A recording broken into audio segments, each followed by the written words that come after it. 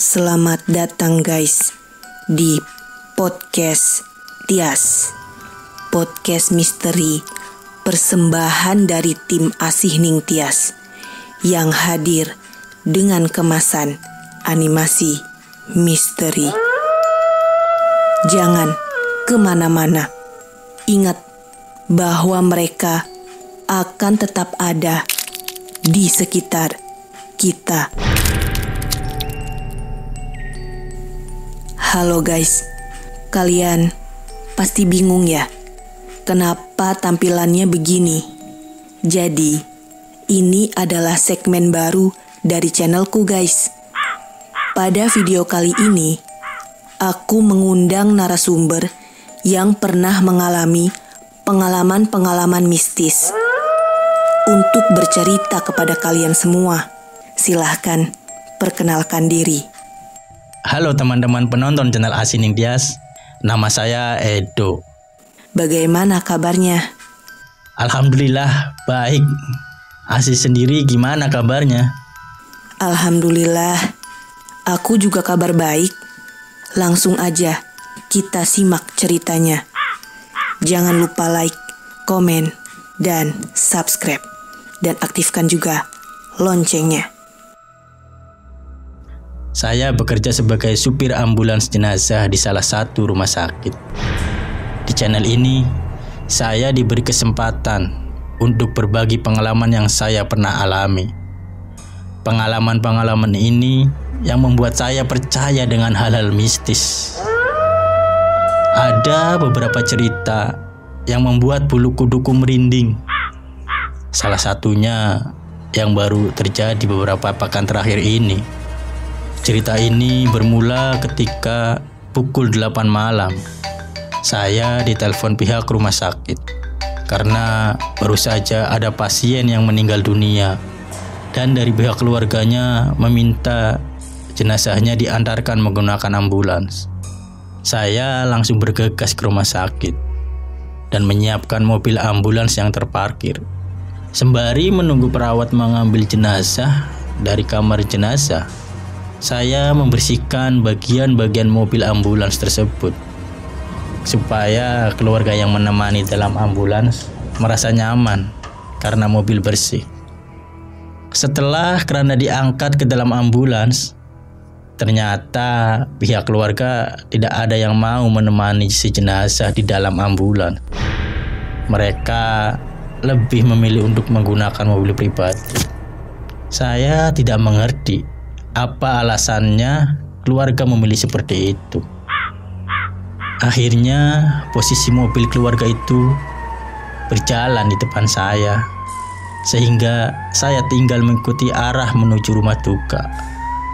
Perjalanannya cukup jauh dan ditempuh di malam hari. Saya harus menyetir dengan berhati-hati karena jalanan yang gelap dan sunyi. Apalagi keadaan di dalam ambulans yang sangat sunyi, karena tidak ada yang bisa saya ajak untuk berbicara, karena hanya ada saya dan sang jenazah. Ditemani suara mesin mobil dan musik yang saya putar di HP. Sirene mobil ambulans tidak selalu saya nyalakan. Sesekali saja ketika melewati jalanan yang ramai. Perjalanan memakan waktu yang sangat lama. Hingga tengah malam tiba, tepat pukul 12 malam. Suasana jalanan sudah mulai sepi karena kita semakin jauh dari kota. Rumah dukanya berada di pelosok desa, sehingga jalanan yang dilalui pun tidak semulus jalan tol. Saya mencoba mengerti itu. Jalan berlubang besar di sisi kanan dan kiri. Saya membawa mobil dengan lebih berhati-hati. Tiba-tiba keranda di belakang bergoyang secara perlahan.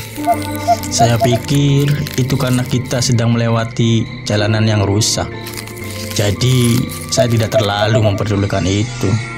Saya terus fokus ke jalan dan mobil keluarga di depan. Jalan memasuki kawasan hutan yang rimbun. Tidak ada penerangan selain dari lampu mobil.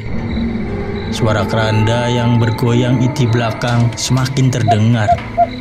Ketika saya melirik ke spion tengah, keranda itu terayun-ayun ke kanan dan ke kiri. Sesekali menabrak dinding mobil, saking kencangnya goyangan itu. Saya tidak mengerti kenapa itu terjadi. Selama saya menjadi sopir ambulan jenazah, saya tidak pernah merasakan setakut ini mengantarnya. Suara itu semakin keras, semakin mengganggu telinga. Saya mengencangkan musik untuk mengalihkan pikiran. Keranda itu bergoyang semakin tidak masuk akal, semakin keras dan berisik. Akhirnya saya memberanikan diri untuk melihat ke kaca spion tengah lagi. Saat saya melihat ke spion tengah, samar-samar terlihat seperti ada laki-laki yang sedang jongkok di samping keranda tersebut. Saya kira itu hanya halusinasi, tapi setelah diperhatikan lagi dengan seksama, laki-laki itu tampak lebih jelas. Ia mengenakan seragam sekolah SMA dan badannya penuh darah. Kepalanya terus menunduk ke bawah. Seketika tubuhku langsung lemas. Bulu kuduku merinding. Aku tidak bisa menyetir dengan fokus. Pikiranku terganggu dengan keberadaan sosok yang entah siapa di belakangku. Aku membaca doa sebisa mungkin. Kemudian mencoba untuk memalingkan pandangan dari spion tengah itu. Aku mengeraskan volume musik supaya memperbaiki keadaan. Aku tidak tahu apakah laki-laki tersebut adalah arwah dari jenazah yang sedang kubawa. Pasalnya dari awal saya tidak melihat wajah si jenazah yang saya bawa ini. Karena fokus yang terbuyar, aku kehilangan jejak. Mobil keluarga itu sudah jauh melintas. Gak kelihatan lagi. Tiba di suatu pertigaan. Aku tidak tahu harus belok kemana untuk tiba di rumah duka. Suasananya menjadi sangat mencekam. Ketika angin malam terasa sangat dingin. Namun, pepohonan di sekitar tidak ada yang bergerak. Tiba-tiba ada sesuatu yang mendekatiku. Rasa-rasanya seperti angin. Dan ia mendekati telinga kiriku. Tidak lama terdengar bisikan, "Belok kiri." Seketika bulu kuduku merinding. Aku tidak tahu siapa yang berbisik di telingaku. Suaranya nampak berat, seperti seorang lelaki muda. Sekejap aku melirik kembali ke spion tengah. Ternyata sosok laki-laki tersebut sedang berada di belakangku. Aku tidak bisa berkutik. Aku mencoba berpikir positif dengan maksud baik sosok tadi, yaitu menunjukkan jalan pulang. Suasana menjadi lebih mencekam karena sosok itu terus-terusan berada di belakangku. Saya tidak bisa keluar mobil dan meninggalkan jenazah itu di dalam mobil sendirian. Karena yang sedang saya lakukan ini merupakan tanggung jawab dari sebuah pekerjaan. Akhirnya saya memberanikan diri untuk terus menyusuri jalan yang hanya diterangi oleh lampu mobil. Sudah cukup jauh perjalanan. Saya tidak bisa menemukan mobil keluarganya lagi. Sepertinya mereka melintas dengan kecepatan yang tinggi, sehingga membuat saya tertinggal. Bulu kuduku semakin merinding, karena tiba-tiba angin itu datang lagi. Angin yang menempel ke daun telinga saya. Lagi-lagi, ia membuka suara dan bicara dengan pelan, seperti kesakitan. Ia mengatakan, "Cari telunjuk tangan kiri saya. Katakan pada mereka." Suaranya sangat dekat. Bahkan mulutnya seperti berada di sampingku, menempel dengan telingaku. Kalian bisa bayangkan jarak sedekat itu dengan sosok yang aku sendiri tidak tahu. Tidak lama, aku melihat bendera kuning di salah satu rumah. Di sana nampak ramai. Bahkan ada mobil keluarga yang tadi bersama saya. Segera saya parkirkan ambulans di sana dan keluar mobil dengan keringat bercucuran dan ngos-ngosan. Orang-orang di sana bingung melihat saya. Saya belum menceritakan apa-apa. Segera saya buka pintu belakang dan membiarkan sanak saudara menggotong keranda tersebut. Saya masih syok, jadi hanya duduk dan diberi minum oleh salah satu saudaranya. Muka saya pucat dan tidak percaya dengan apa yang sudah saya alami sendiri barusan. Saya memberanikan diri untuk menceritakan kepada orang di sebelah saya. Ternyata dia adalah kakak dari jenazah yang saya bawa tadi. Saya menggambarkan sosok laki-laki yang berada di dalam ambulans tadi. Dan ternyata benar, dia adalah sosok jenazah itu. Almarhum meninggal karena kecelakaan.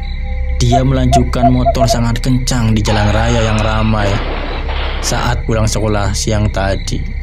Keadaannya sempat kritis dan beberapa jam koma di ICU. Tapi tubuhnya yang kekurangan darah cukup banyak akhirnya tidak tertolong. Saya juga menyampaikan pesan yang dibisikkan oleh jenazah laki-laki tersebut kepada keluarganya, yaitu untuk mencari jari telunjuk tangan kirinya yang belum ditemukan. Keluarga sempat tidak percaya, namun saya yakinkan kalau yang dialami tadi itu nyata. Akhirnya keluarga menyanggupi dan akan mencari telunjuk tangan kiri si jenazah di tempat kejadian perkara sebelum dimakamkan siang besok. Karena jam menunjukkan pukul 1 dini hari, saya tidak berani untuk langsung menempuh perjalanan pulang ke rumah. Jadi saya memilih untuk beristirahat dulu di rumah duka. Saya menyandarkan badan ke kursi, lalu memejamkan mata. Saya merasa sangat lelah sekali. Lalu saya tertidur. Tidak lama ada bisikan lagi. Suara yang masih sama. Dia mengatakan, "Terima kasih." Lalu tidak lama azan subuh berkumandang. Setelah saya sholat subuh, kemudian saya langsung pulang. Nah, segitu aja deh cerita dari saya. Sebenarnya ada cerita lain. Kalau kalian mau, nanti saya ceritakan lagi. Terima kasih Asih sudah memberikan kesempatan buat ceritain ini di channelnya. Nah, begitulah ceritanya guys. Episode kali ini, menurut kalian gimana ceritanya? Merasa takut? Atau justru semakin tertantang untuk melihat makhluk-makhluk gaib? Barangkali ada usulan cerita dari kalian, tulis di kolom komentar. Aku dan narasumber pamit dulu. Sampai bertemu lagi di podcast Tias selanjutnya. Bye.